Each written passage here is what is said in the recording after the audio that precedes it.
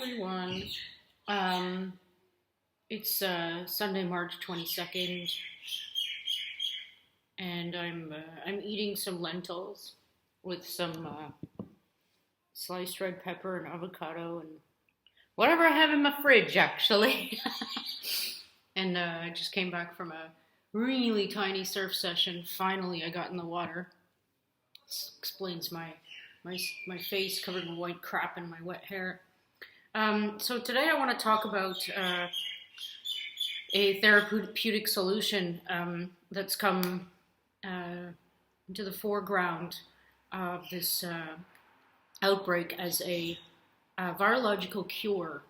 I talked about this already. It's called chloroquine or hydroxychloroquine, and it's an anti-malarial drug. There was a study done by a group in France led by Didier Raoult that showed that using this drug, hydroxychloroquine, which is an analog of chloroquine, just means that it's similar, is very, very effective at bringing the viral load down, the amount of virus that's circulating in your blood down. If you've reached either pre or current pneumonia status. And if you combine it with another drug called azithromycin, which is an anti-HIV drug, among other things, it's 100% effective. Now, this is pretty strong information and data. So I'm like, I said in my previous video, I'm like, should we run to this as a solution, even though it looks incredibly effective? Or should we be cautious? Do we have time to be cautious? So I started looking into these drugs and malaria itself, because I actually don't know much about malaria. I should, because it's actually one of the worst things, in terms of public health threats for decades, probably longer than that. And I found something pretty interesting, actually. I was talking last night to my partner about the fact that if you go onto the Worldometer, I think it's called, that it's a daily update of how many people are infected, dead, and it does it per country, per region, which is really, really useful to separate it out that way. And I noticed that, everybody's noticed that Taiwan and Thailand and a few other Asian countries, they've managed to keep their numbers very low, even though they're in close proximity to China, which is the original epicenter. And I noticed that that the African countries were also, not only do they have almost no cases reported, they don't have any new cases being generated.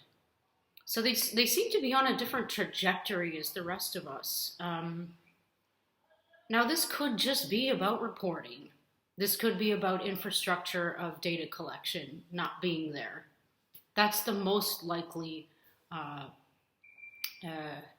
reason for this.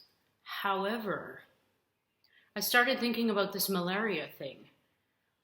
An anti-malarial drug effective against the coronavirus, and all these different places not having the outbreak situation that, say, Italy had, the US is having, Europe is having, that Israel's going to have, or is in right now, etc.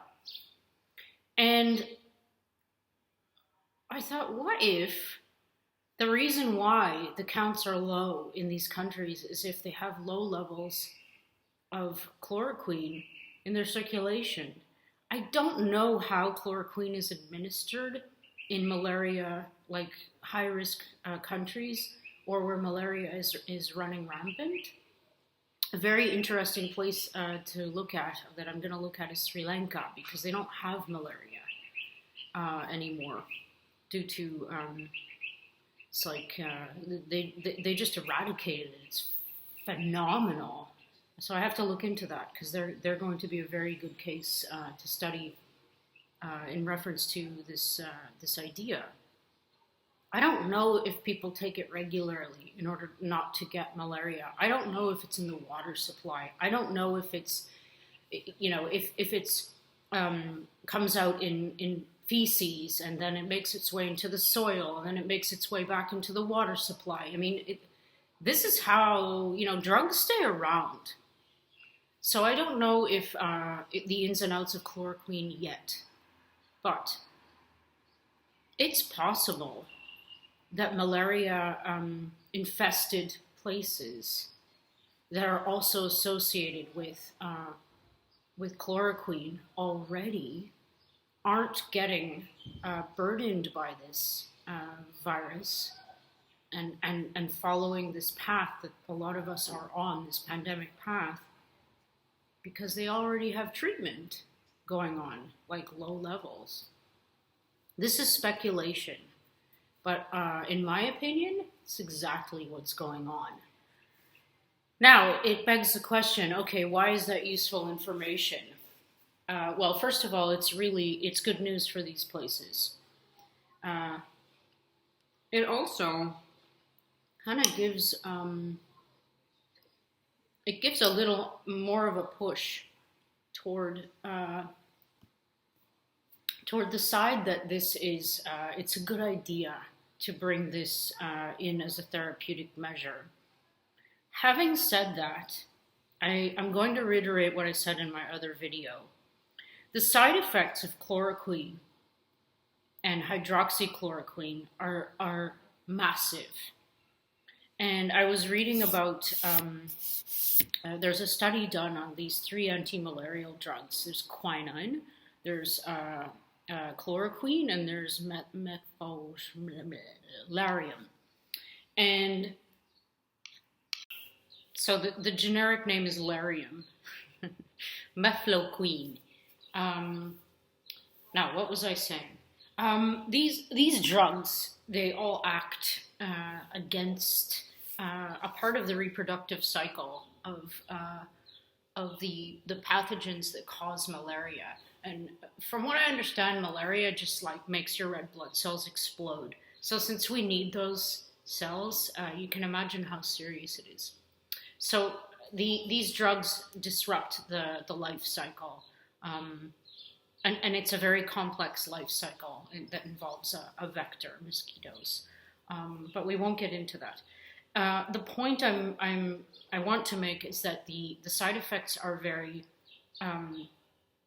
the list is very long, and they can act as serotonin inhibitors, which I've been hearing a lot of people asking questions about how this pandemic situation is going to affect people with mental health problems, because basically 95% of the population has mental health problems of some form right now. Maybe that's an over-exaggeration, but I don't think so. So that's my concern. I mean, if it comes down to life and death, most people will choose life, even if they end up getting ocular damage, getting depressed to the point where they want to kill themselves, because that will pass. The point is to live through it so that you can recuperate and keep living. So it's the bottom line about chloroquine is that there might be evidence right in front of us right now at its effectiveness. It could be a game changer in terms of dealing with the situation that we have right now in hospitals. And what I mean by that is people who, from what we know so far, the people who end up in the ICU, which is a large proportion of people, it was about 20% in China, maybe it's reduced in the global setting. They spend about 3 weeks, I've read, on average in the hospital. And if they come out alive,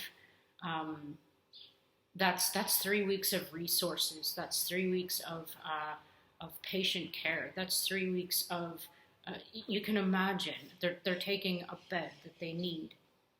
If we had a drug that effectively eliminates the virus from the circulation in a few days, then the potential for turnover of patients is going to be much higher. So even though the hospitals will still be burdened,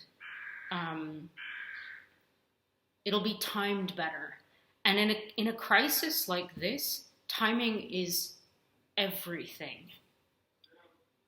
I'm going as far to think of the poor buggers, the first liners, like even getting some sleep. I mean, if they could get some sleep, they could do their jobs better. And I mean, you're hearing the stories all the time. No one's even getting sleep. You saw the videos of the first liners in China when they took their masks off and they had like blisters on their faces and they were peeing themselves because they couldn't take off their personal protective equipment because, you know, they didn't have any more.